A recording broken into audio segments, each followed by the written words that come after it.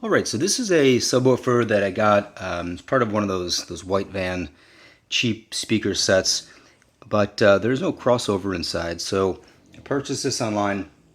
This is the AudioSource S6XO, and it shows a basic diagram how to install it, but just in case anyone's confused, I thought I'd make a quick video.